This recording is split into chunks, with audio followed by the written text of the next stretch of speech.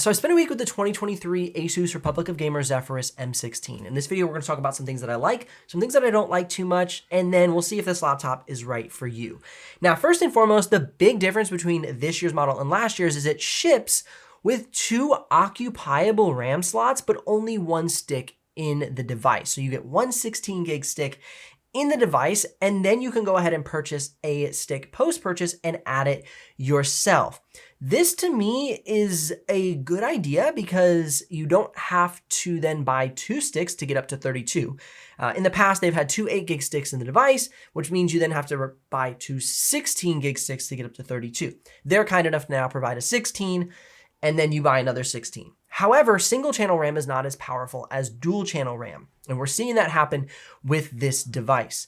As you can see, for the Photoshop score, we're only scoring a 990 when this device should be scoring at least 1,100 points for the specs that it has. I mean, this is an i9-13900H and an RTX 4070 GPU. This should have plenty more performance than what we're seeing. A similar laptop, the Lenovo Legion Pro 5i, is scoring a 1095, and that has an i7 13th gen processor and an RTX 4060.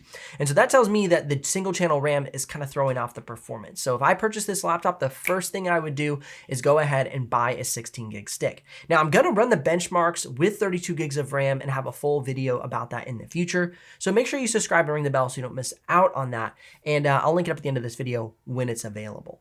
Now, the next thing to take a look at as far as diminishing performance is the export time out of this laptop. It was able to export 6K BRAW in 20 minutes and 14 seconds. And to me, that is behind the ball. We should not be seeing that slow of an export time out of a 2023 laptop. For instance, the Legion Pro 5i exported that same clip in 12 minutes and 29 seconds. So again, I'm hoping when I run that 32 gigs of RAM, we're seeing better performance. If you're curious about the exact pricing and availability of the Asus Republic of Gamers Zephyrus M16, you can head down in the description below and click those links. If you do make a purchase, I'll get a small commission, but at no extra cost to you. But of course, that's what keeps this channel alive and the helpful content coming your way. Let's jump into Playback. For 6K BRAW, 790 dropped frames out of the 16,177 in the project, where that same Lenovo only dropped 32 frames. So this to me is a bottleneck in performance, and if I purchase this laptop, I would immediately make that upgrade to get the most out of the laptop. Now, the next thing that I don't really like so much, I'm curious about your perspective, is the micro SD card reader. This is something that for me as a creator, I want a full-size SD card reader so I can go ahead and insert an SD card, pull my photographs or my video off of the card, and then, not have to carry any dongles. However, one really big benefit to having a micro SD card reader is when you slide the card in, it sits flush to the side panel. So that is nice for upgradable storage. You can easily go ahead and slide in 256 or 512 or 1 terabyte without having to pull the bottom cover off of the laptop and put in an additional M.2 drive. Now, the nice thing about the Asus Republic of Gamer Zephyrus M16 is it actually comes with 2 M.2 slots, 1 occupied, 1 unoccupied. So you can make an upgrade, but that involves taking the laptop bottom cover off and sliding a new one in. This just makes for easier storage upgrade. Now, I know depending on the camera you're using, you may have a CF card, or for me with my Blackmagic 6K cameras, I have actual SSDs. But for those of us shooting SD cards for maybe some photography or maybe some Sony cameras, the SD card reader would be nice. Now, one thing I love about this laptop is the display. This is a 16-inch, 16:10 aspect ratio with very thin bezel, so the display is beautiful.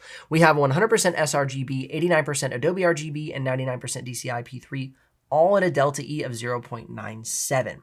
So it's bright, color accurate, and has great color gamut range. Now, another thing to take a look at is the battery life. Though this is an Intel laptop, Asus Command Center provides excellent battery life with this laptop. We're getting about 12 hours of battery life for productivity, 10 hours for streaming video playback, almost 9 hours for Photoshop work, and about 4 hours for video editing.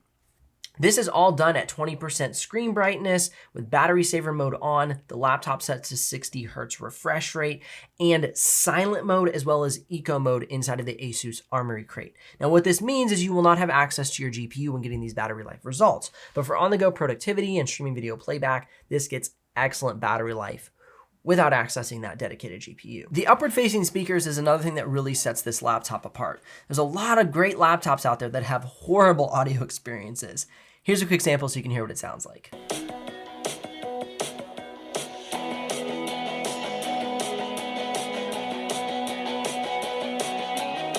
It is a much more immersive audio experience than when the laptop speakers are simply just under the chassis. The audio really wraps around you and it sounds great. Now I know it's no MacBook Pro audio experience, but for Windows laptops, it's one of the best. As far as purchasing this laptop, when I ordered it, I would definitely order a 16 gig RAM stick right along with it because you're not gonna get the full performance out of this laptop by running that single channel 16 gigs. You might as well make the upgrade to 32 and make this laptop really pack a punch. Links in the description if you're ready to make a purchase, or click or tap the screen for more videos about the G14 or other great laptops for creators. I'll see you in the next one.